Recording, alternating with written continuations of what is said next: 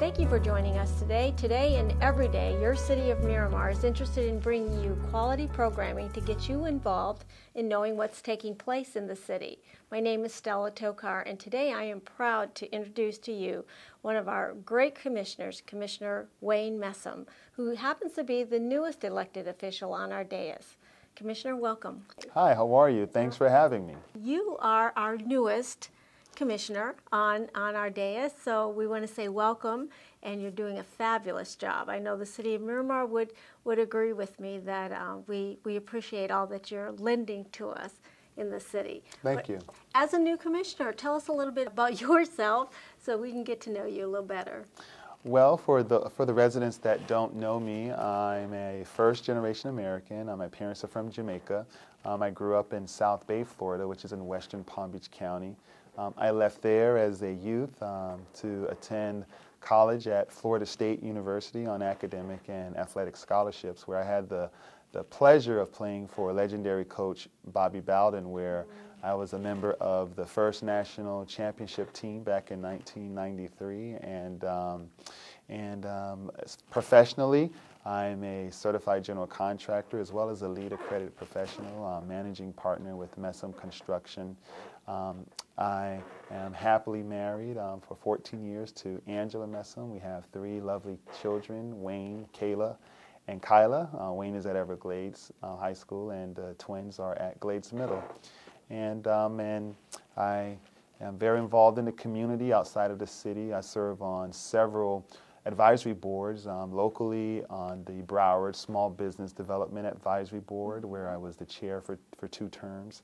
I serve on the Florida League of Cities Finance Committee, and I'm also involved with the National League of Cities on the steering committee for the Energy, Environment, and Natural Resources Committee. So very excited about serving our residents here in Miramar. I love my city. I've been a resident for over 12 years, and I'm very excited about the future of the city, and will vow to do the best that I can do to help our city continue to grow and prosper. Commissioner, thank you for introducing yourself. One of the things that you mentioned in that introduction was that you're heavily involved in the county and in the region in the small business initiatives. Can you expand a little bit more of what that means and what the impact would be for our city for that involvement? Yes, actually in Broward County, 90% of the business community is made up of small businesses. So small businesses does in fact drive Broward County. As a member of the Small Business Development Advisory Board, it has given me the opportunity to meet various business owners. When you look into the city, I'm proud to announce that our commission recently adopted a new procurement code, which basically created some enhancements for operational purposes, as well as given some great incentives for our small business community. Some of which, for example, is before in our procurement code, there was no recognition technically for small business, disadvantaged business, minority-owned businesses, or women-owned businesses, as well as there was very little incentives for businesses in Miramar who chooses to do business with the city as far as a bid preference. There was just about a 2% bid preference for local businesses. But with the new procurement code, the beauty of the code is that the incentives have increased. For example, if your business is located in the city of Miramar and you bid on a city procurement opportunity, you get a 5% bid discount on your bid. In addition, if you hold a Broward County Community Business Enterprise Certification, also known as CBE firms, you get a 5% discount. And what the CBE program is, it's a race and gender neutral program, basically certifying that your business is operating in Broward County as a Broward County business, but you're a small business. So if you are a resident of Miramar and own a business, you get 5% discount. If you're a CBE firm, you get 5% discount. Or if your business is located in the city of Miramar. And if you have both, you get 10%. So with those types of incentives, it it tells the local business community that our city is open. We want to do business for you, and we would like for you to do business with us. And then the benefit for the city and our residents is that the city gets to create its own microeconomy where our tax dollars are staying right within our cities with our residents and with our business community. And the stronger our economy is, then the more jobs there will be, as well as opportunities for businesses to expand. So I'm very fortunate to be able to work with staff during the development of the procurement code to provide some of the input that our commission later collectively decided to pass. And I'm very proud of our commission and our decision to adopt the new procurement code, and look forward to our business community learning more about it and the many opportunities there are to do business with our city.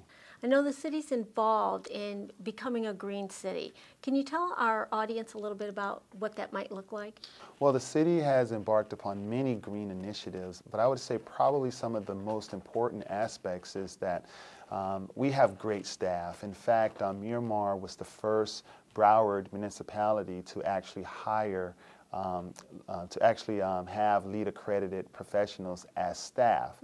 And being a LEED accredited professional myself, I definitely understand the rigors that it took to get that accreditation. And LEED accredited professionals, for the benefit of our audience who may not be familiar with the designation, are professionals who have shown the ability to implement sustainable and green practices in construction projects and developments. And we are honored to have LEED accredited professionals on our staff, which helps implement the various green initiatives that the city has embarked on, including energy saving tips to our staff, as well as we've benefited from a grant from the federal government where we have right here at City Hall, we've installed photovoltaic panels on the roof where we can use and harvest solar energy so that our facility operations uses less fossil fuel to fuel the electric needs that we have. So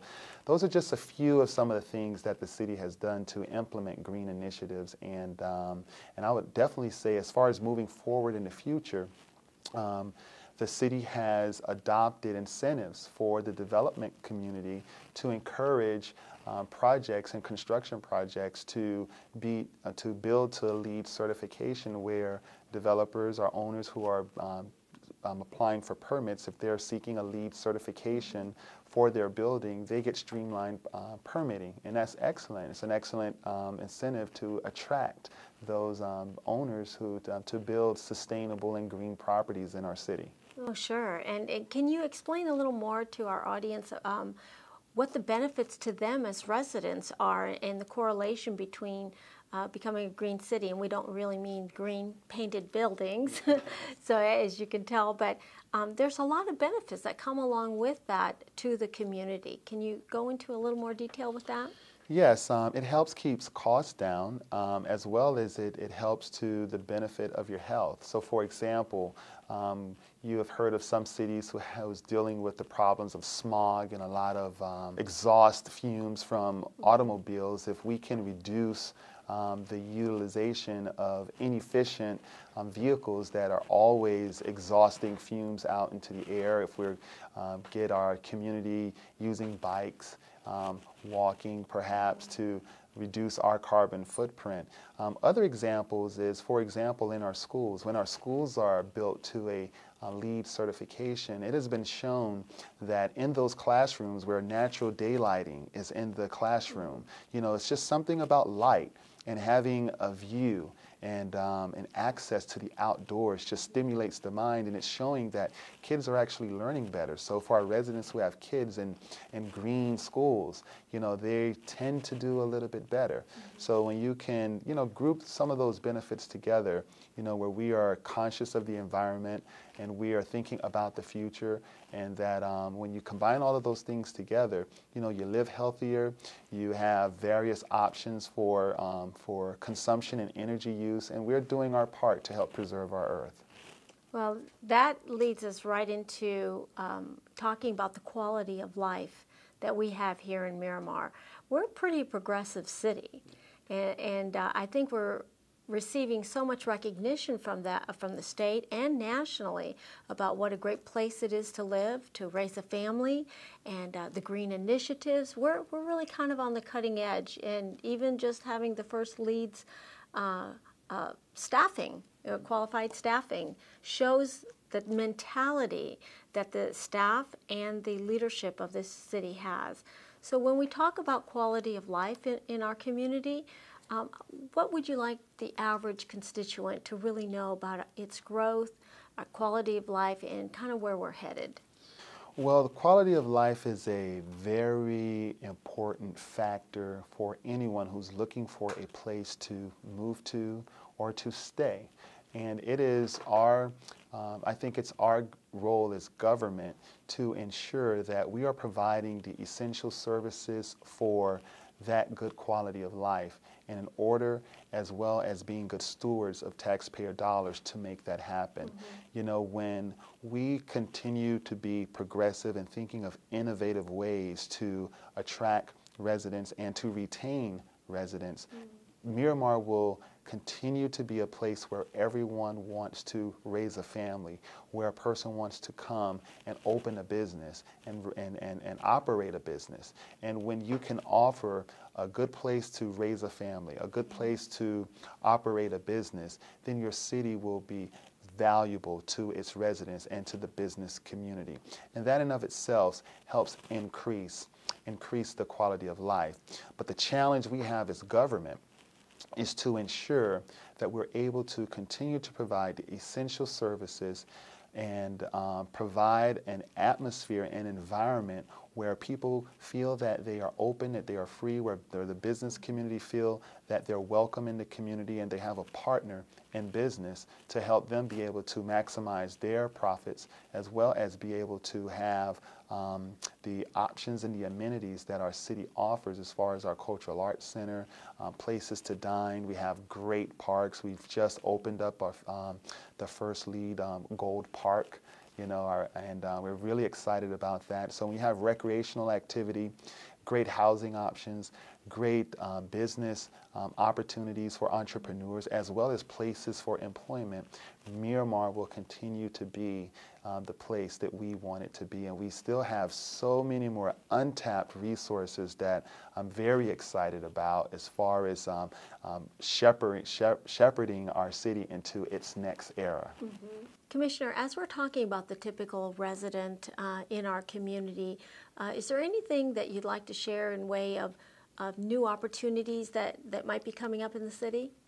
Yes, we have some of the best residents in the city of Miramar with diverse talents and experiences, and I would like to leverage those talents. And one of the initiatives that we'll be implementing with the city is a mentor program, where we'll be able to leverage our assets and talents of our residents and partner them up with our community schools, where students in the schools will be matched up with our residents. So this is a challenge and a call to our residents. You know that you're out there, and you know that you can offer, you know, some advice or be a big brother or big sister to to a student in our community, because our students and our kids, they're our future.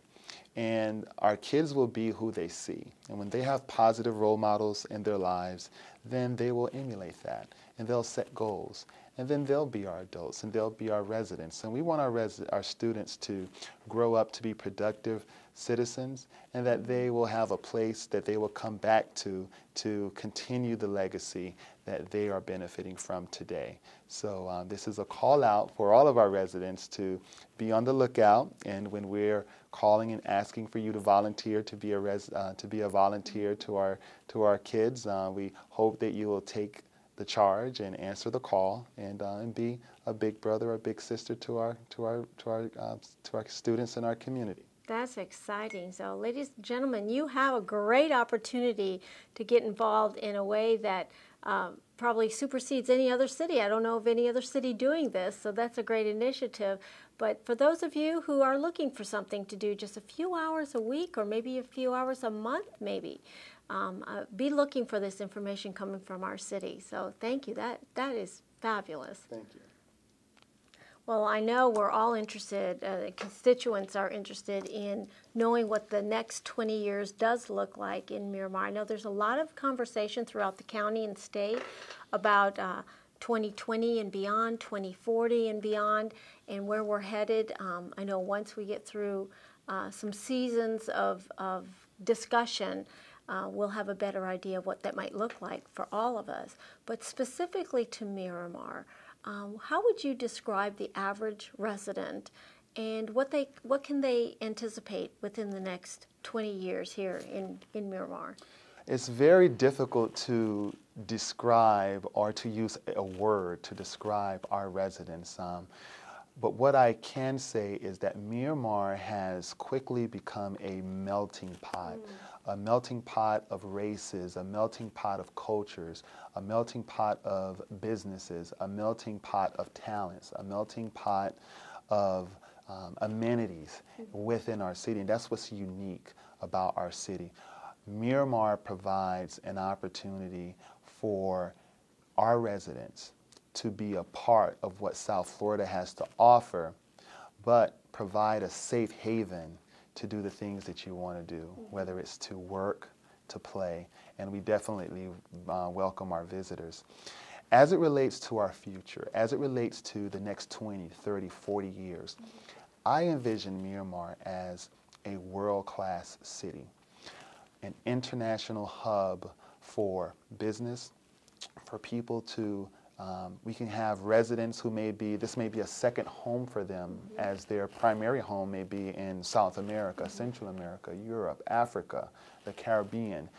People, if they're coming to the United States, they're thinking about Miramar because of our weather, our access to to the 2 airports. We have a free trade zone. So with the widening of the Panama Canal, we are perfectly situated to provide, industrial space for businesses that are for free trade. I recently attended a trade mission that some Colombia mayors came over to look at South Florida, and one of their stops was Miramar, to see exactly what Miramar has to offer that they can bring back to their cities back in Colombia. So then that's just one example of our city being able to burst out of its seam, to blossom like a flower would do, to reach its full capacity. Another vision I have for Miramar is I see a city that will be tied into a regional transportation network with light rail, because as South Florida and Broward County and Dade County continue to expand, Miramar will be a part of that expansion. Because Miramar is such a great city and so much activity coming to Miramar, Miramar is naturally a hub. So we need to be connected to the regional economy. So putting the vision and making sure that we have a voice, a place at the table as these items are being planned now to take place 20 years from now, and having to have an elected official who are a commission and a city who is committed to ensure that Miramar won't be left behind in this great expansion. Not only will we not be left behind, but we will be a leader as it relates to the direction of where South Florida goes, because as Miramar goes, so does South Florida. That is so true, because that's already happening. That might be a more strategic plan for 20, 40 years from now, but as a resident of Miramar, I can already say I'm experiencing a lot of what you're talking about, not just through the information and guidance we get from the commission meetings and with conversation with you, but I see it happening everywhere. And when I travel outside the city of Miramar, I hear it all the time. People are pointing back to Miramar on many of the issues that you just mentioned to our audience. Exactly, and that's very, very, very, very exciting, because when you are seen as a leader, then you're looked forward to leadership. And I'm just excited to add what I can in the dialogue, in the process, and working with my colleagues as we contemplate the many options that are before us, and that we make the right decisions to continue to take Miramar to where to reach its full potential. And and if you it's easy to sometimes that's where complacency comes in, and that's really when things are going well. Sometimes it's easy to say, well, we're doing good. Others, other cities, we're doing much better than other cities, and a lot is to go into the past planning that has taken place to this point to bring us where we are. So we have to stay focused, continue the vision, continue, going against the grain, being bold to make the tough decisions that have to be made so that we can continue to offer, the great and exciting amenities and services that the city provides. Well, this has been an exciting conversation. Thank you for all the information, and I am so proud to have been able to introduce you, our city, to our Commissioner Wayne Messam, one of the newest person on our dais, but as you can see, he's not a novice at what he's doing and what he brings to the table. Ladies and gentlemen, we are so glad that you joined us today for Miramar Today. And as you can see, it's a happening city. This is for your benefit, and if you'll log on to our website, which will be at the end of this program on the screen, you'll find out more information of how you can stay informed and with the happening things in the city. Commissioner, thank you again for being with us. Thank you.